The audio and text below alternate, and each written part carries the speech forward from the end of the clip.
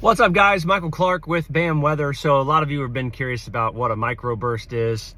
We put out a little YouTube video that Hope did over on the YouTube channel. She has a neat graphic that you can look to at kind of an illustration of a microburst. But a microburst, it's common in extreme heat environments, for one, where there's high levels of instability and high moisture content in the atmosphere. And what happens is these little thunderstorms develop off of other little thunderstorms, right? Little outflow boundaries, little things where these storms can rapidly grow and have a big, strong updraft and reach upwards of 50,000 feet up into the air.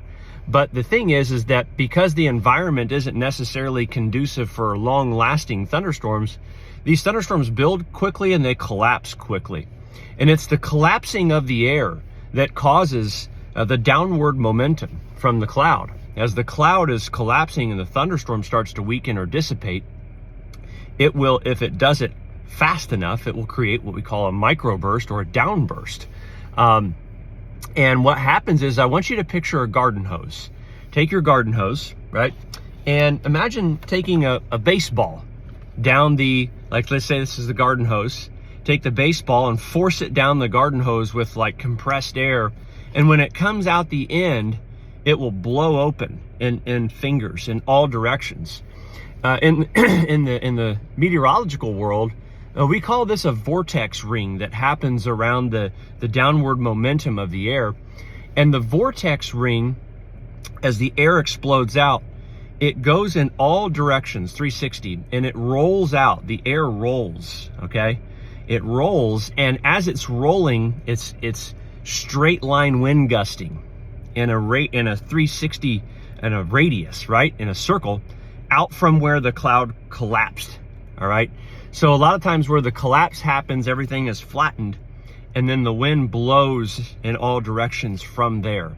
And we call that a vortex ring.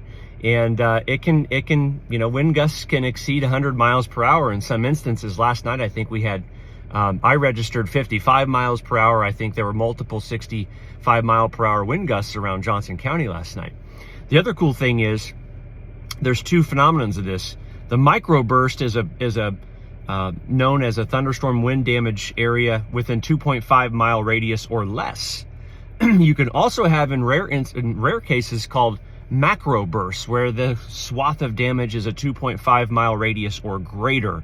And that's where that vortex ring just carries that straight line wind gust for a long time. So they're fascinating, and they're common this time of year when you get big heat. And that's why we've had just this really loud thunder and this really prolific lightning. We've had high levels of energy in the atmosphere. And when that stuff collapses to the surface, it's coming fast and furious. And, they can be dangerous. So hope this helps you on the microburst education. Nearly impossible to predict, by the way.